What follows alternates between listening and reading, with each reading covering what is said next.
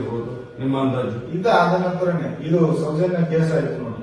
ಅದ ನಂತರ ಯಾವ ತೆಗೆದು ಅಂತ ಅದು ನನಗೆ ಗೊತ್ತಿಲ್ಲ.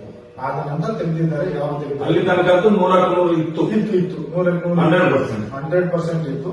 ಅದಕ್ಕೆ ಮುಂಚೆ ಇವರು ನಿಮ್ಗೆ ರೆಸ್ಟ್ ಬೇಕಾದ್ರೆ ಅದನ್ನು ನೋಡಿ ನೀವು ಗೊತ್ತಾಗೋದು ರೆಸ್ಟ್ ಬೇಕಾದ್ರೆ ಸ್ವಲ್ಪ ಆಟಕ್ಕೆ ಹೋಗಿ ಮರದ ಮರೆಯಲ್ಲಿ ಹೋಗಿ ಕುತ್ಕೊಂಡು ಟೀ ಕುಡಿಯೋದು. ಹಾಗಾದ್ರೆ ಪಕ್ಕ ಅಲ್ಲಿ 100ಕ್ಕೂ 100 ದೊಡ್ಡದು ತಿರುಗುವಂತದ್ದು ಇತ್ತು. ಮತ್ತೆ ಇದರಲ್ಲಿ ಸಾಂತ್ವನದಲ್ಲಿ ಉಂಟು. ಹೀಗೆ ನೋಡುದು, ಅದು ಹೀಗೆ ನೋಡುದು ಮಾತ್ರ. ಅದು ಇದು ತಿರುಗುದು ಮಾರ್ಗ ಎಲ್ಲ ಕಾಣ್ತದೆ. ನಿಮ್ಮ ಆ ಮೂಲೆಯವರೆಗೆ ಸಂಘ ಕಾಣ್ತದೆ, ಅಣ್ಣ ಸಂಘವರೆಗೆ ಕಾಣ್ತದೆ, ಸಂಘವರೆಗೆ ಕಾಣ್ತಿತ್ತು. ಈ ಕಡೆ ನಮ್ಮ ಸನ್ಸೆಟ್ ರೋಡ್ ವರೆಗೆ, ನಮ್ಮ ಆ ರೋಡ್ ವರೆಗೆ ಕಾಣ್ತದೆ. ಟಾಯ್ಲೆಟ್ ಸ್ಟೆಪ್ ಈಚೆವರೆಗೆ ಕಾಣ್ತದೆ. ಅಲ್ಲಿಂದ ಹಾಗಾದ್ರೆ ಅಷ್ಟೇ ದೂರ ಆ ಕಡೆ ಸೇರಿರ್ಬೇಕು. ಈ ಕಡೆ ಅಷ್ಟೇ ದೂರ ಆ ಕಡೆ ಕಳೀತಾ ಇತ್ತು. ಅದು ಬಸ್ ಸ್ಟ್ಯಾಂಡೇ ಕಾಣುದಿಲ್ಲ ಈಗ. ಅದೇ ಕೇಸ್ ಆದ ಮೇಲೆ ಇವರು ಇದೇ ಅಂಗಡಿ ಕಟ್ಸ್ತೇನೆ, ಬಿಲ್ಡಿಂಗ್ ಕಟ್ಸ್ತೇನೆ ಅಂತ ಹೇಳಿ ಇದನ್ನು ಖಾಲಿ ಮಾಡಿಸಿದ್ರು. ಇದು ಖಾಲಿ ಆಯ್ತು. ಮತ್ತೆ ಆ ಕಡೆ ಇವರು ಒಂದು ಅಂಗಡಿ, ಹೋಟ್ಲು ಇಟ್ಕೊಂಡು ಅಂಗಡಿ ಇಟ್ಟಿದ್ರು. ಅದನ್ನೇನೋ ಪಂಚಾಯತಿಯವರೆಲ್ಲ ಬಿಟ್ಟು ಅದನ್ನು ಖಾಲಿ ಮಾಡಿಸಿದ್ದಾರೆ. ಅದು ಮಾಡಿಸಿಕೊಂಡು ಎಲ್ಲ ಕಟ್ಸಿ ಏನೇನೋ ಮಾಡಿದ್ದಾರೆ. ಅದರ ಮುಂಚೆ ಒಬ್ಬ ಇವರು ಹೋಟ್ಲಲ್ಲಿ ಕೆಲಸ ಮಾಡ್ತಾ ಇದ್ದಾರೆ. ಇಲ್ಲಿ ಕೆಳಗಡೆ ಅಪ್ಪಣ್ಣ ಅಂತ ಹೋಟೆಲ್ ಇಟ್ಟಿದ್ರು. ಕುಡಿತಿದ್ರು. ಅಲ್ಲಿ ಕೆಲಸ ಮಾಡ್ತಿದ್ರು. ಒಬ್ಬ ಪ್ಲಾಟ್ ಮಂದಿರ ಸಪ್ಲೈ ಇದೆ. ಆವಾಗ ಸ್ವಲ್ಪ ಕುಡಿಯೋದು ಜಾಸ್ತಿ. ಅವನ ಕೆಲಸ ಬಿಟ್ಟು ನಿಲ್ಲಿಸಿದ್ರು. ಮತ್ತೆ ಇವ್ರಿಗೆ ಕೆಲಸಕ್ಕೆ ಆಗಲಿಲ್ಲಲ್ಲ. ಹಾಗೆ ಅಲ್ಲಿ ಹೋಗಿ ಇಲ್ಲಿ ಮಾಡಿದ 1-2 ವಾರ ಈಗ ಮಾಡಿದಾನೆ. ಮಾಡಿ ಸಂಬಳ ಸಹ ತಗೊಂಡು ಊರಿಗೆ ಹೋಗಿ ಬಂದ ನಂತರ ಇವರು ಬೇರೆ ಜನ ಮಾಡ್ಕೊಂಡ್ರು. ಜನ ಕೆಲಸ ಬೇಡ ಅಂತ ಹೇಳಿದ್ರು. ಅವ ಬಂದವ್ ಮತ್ತೆ ಹೋಗ್ಲಿಕ್ಕೆ ಉಪಾಯ ಇಲ್ಲ ಅಂತ ಹೇಳಿ ಅಲ್ಲೇ ಬಸ್ ಸ್ಟ್ಯಾಂಡ್ ಅಲ್ಲಿ ಕೆಮ್ಕೊಂಡೇ ಬಿದ್ದಿದ್ದ. ಕೆಮ್ಕೊಂಡೇ ಬಿದ್ದಿದ್ದ, ಹುಷಾರಿಲ್ಲ. ಮತ್ತೆ ಇವರು ಸರಿ ನನ್ನ ಹೆಸರನ್ನು ಕೆಡಿಸ್ಬೇಡ ಮಾರ, ನಾವು ಇನ್ನೊಂದು ಕೆಲಸದ ಬಿಟ್ಟಾಗಿದೆ, ಇನ್ನೊಂದು ಕೆಲಸ ನೋಡ್ಕೊಂಡು ಹೋಗು ಅಂತ ಹೇಳಿದ್ದಾರೆ. ಅದ ನಂತರ ಇವನು ಕೇಳಿದ್ರು. ಮತ್ತೆ ಹುಷಾರಿಲ್ಲದೆ ಎಲ್ಲ ನಿಮ್ಮ ಹೋಟ್ಲಲ್ಲಿ ಕೆಲಸ ಮಾಡಿದ್ರು ಹಾಗೆ ಹೇಳಿದ್ರಲ್ಲ. ಮತ್ತೆ ಇವನು ಧರ್ಮಸ್ಥಳ ಬೆಳ್ತಂಗಿ ಹಾಸ್ಪಿಟಲ್ ಬಂದಾಗ ಅಡ್ಮಿಟ್ ಮಾಡಿ ಬಂದ್ರು. ಅಡ್ಮಿಟ್ ಮಾಡಿ ಬಂದ್ರು. ಅವನು 2-3 ದಿವಸ ಇತ್ತು. ಮತ್ತೆ ಅಲ್ಲಿಗೆ ಧರ್ಮಸ್ಥಳ ಇಲ್ಲಿ ನೇತ್ರಾವತಿಗೆ ಬಂದಿದ್ದಾನೆ. ಅಲ್ಲೊಂದು ಬಸ್ ಸ್ಟ್ಯಾಂಡ್ ಇದೆ, ಕೆಳಗಡೆ ಬಸ್ ಸ್ಟಾಂಡ್.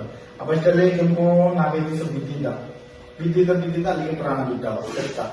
ಕೆತ್ತ ಮೇಲೆ ಪೊಲೀಸ್ನವರಿಗೆ ಇವರು ಫೋನ್ ಮಾಡಿದಾಗ ಅವ್ರು ಮಾಡಿದ್ರೆ ಗೊತ್ತಿಲ್ಲ. ನಮ್ಮನ್ನು ರಾಜೇಶ್ ಅವರು ನಮ್ಮ ಜೊತೆ ಕಳಿಸಿದ್ರು. ಅವರು ನೇತ್ರಾವತಿ ಸೂಪರ್ವೈಸರ್ ನೇತ್ರಾವತಿ. ಈಗ ಹೆಸರು ಚೇಂಜ್ ಮಾಡಿ ಹೇಳ್ತೀನಿ ಅಂತ ತಿಳ್ಕೊಳ್ರಿ. ನಾನು ಬಂದ ನಂತರ ಆ ಧರ್ಮಸ್ಥಳ ಕ್ಷೇತ್ರಕ್ಕೆ ಕೆಲಸಕ್ಕೆ ಬಂದ ನಂತರ ಸ್ಟಾರ್ಟಿಂಗ್ ರೋಹಿತಣ್ಣ, ಆಮೇಲೆ ಸುಂದರಗೌಡ, ಆಮೇಲೆ ಹೂವಪ್ಪ, ಆಮೇಲೆ ಪುಷ್ಪರಾಜ, ಹಾಗೆ ಅದೇ ಹೇಳಿದೆ ಪ್ರಶಾಂತ್, ಮತ್ತೆ ಯೋಗೇಶ್, ಇಷ್ಟು ಜನ ಸೂಪರ್ವೈಸರ್ಗಳು ಚೇಂಜ್ ಆಗಿದ್ದಾರೆ. 15 ವರ್ಷಕ್ಕೊಂದೊಂದು ಸೂಪರ್ವೈಸರ್ ಚೇಂಜ್ ಮಾಡ್ತಾ ಇರ್ತಾರೆ. 2-3 ವರ್ಷಕ್ಕೂ ಚೇಂಜ್ ಮಾಡ್ತಾ ಇರ್ತಾರೆ. ಹಾಗೆ ಇಷ್ಟು ಜನ ಸೂಪರ್ವೈಸರ್ಗಳು ಚೇಂಜ್ ಮಾಡ್ತಾರೆ. ಹಾಗೆ ರಾಜೇಶ್ ಇದ್ದಾರೆ. ಸೌಜನ್ಯ ಘಟನೆ ಆಗುವಾಗ ಸೌಜನ್ಯದ ಘಟನೆ ಆಗುವಾಗ ಅಲ್ಲಿ 2012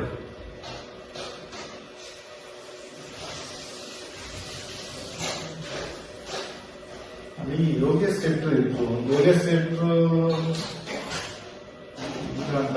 ಪ್ರಶಾಂತ್ ಇತ್ತು. ಪ್ರಶಾಂತ್ 3 ವರ್ಷಕ್ಕೆ ಬಂದವರು. ಅವರ ಮುಂಚೆ ಯೋಗೇಶ್ ಶೆಟ್ರು ಇತ್ತು. ಅವರು ಮಾರಿಗುಡಿ ಹತ್ರ ಮನೆ, ಮಾರಿಗುಡಿ ದೇವಸ್ಥಾನದ ದ್ವಾರದ ಈಚೆ ಮಾರಿಗುಡಿ ಯೋಗೇಶ್ ಶೆಟ್ರು ಇದ್ರು.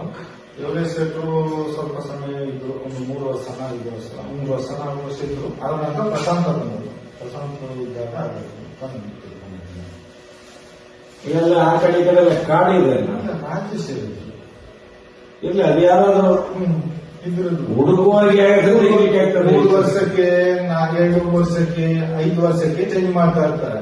ಅಷ್ಟು ಸೂಪರ್ವೈಸರ್. ನಾವು ಲೈಫ್ ಲಾಂಗ್ ಇವರು 3 ವರ್ಷಕ್ಕೆ ಚೇಂಜ್ ಮಾಡೋರು. ನಾವು ನನ್ಗೆ ಯಾವಾಗಲೇ ಗೊತ್ತಿತ್ತು ಸೌಜನ್ಯನ ಘಟನೆ ಆಗಿ ನಾನು 3ನೇ ದಿವಸಕ್ಕೆ ಸ್ಟೇಷನ್ಗೆ ಕಳಿಸಿದ್ರೆ ನಾನು ಹೋಗ್ತೇನಂತ. ಆದ್ರೆ ಇನ್ನೊಂದು ನನಗೆ ಆಶ್ಚರ್ಯ ಅಂದ್ರೆ ಸೌಜನ್ಯನ ಅನ್ಕೊಂಡೆ ಅಲ್ಲಿ ಆದದ್ದು ಇಲ್ಲಿ ಲೀಕ್ ಔಟ್ ಆಗಲಿ ಉಜಿರೆಯಲ್ಲಿ ಅಂತ ಗೊತ್ತಿಲ್ಲ. ಉಜಿರೆಯಲ್ಲಿ ಎಂತ ಅಂತ ಹೇಳಿ ಈ ಕೊಲೆ ಪ್ರಕರಣ. ಆದ್ರೆ ಪಾಪ ಊರಿನವರು ಅವರನ್ನು ಎಲ್ಲ ರೀತಿ ಗೊತ್ತಿಲ್ಲ. ಆದ್ರೆ ಅವರ ಬಾಯಲ್ಲಿ ಆ ವಿಷಯವನ್ನು ಕೇಳಿದೆ. ಇದು ಗೊತ್ತದ್ದು ಯಾರು ಅಂತ ಹೇಳಿ ನದಿಯಲ್ಲಿ ಎಲ್ಲ ಏನೋ ಚಿತ್ರದೆಲ್ಲ ಸಿಕ್ಕಿದ್ರೆ ತಗೊಂಡೋಗಿ ಕೊಟ್ಟು ನಾವು ಚಾ ಖರ್ಚಿಗೆ ಆಗಿದ್ದು 1500 ಸಿಕ್ತಿತ್ತು. ನದಿಯಲ್ಲಿ ಸಿಕ್ಕಿದ್ದು ನಾವು ಕೊಟ್ಟರೆ ಆ ಟೈಮಲ್ಲಿ ನೇತೃ ಜೈಲರ್ಸು ಯುವಕರು ಅಂತ ಇದ್ದಾರೆ.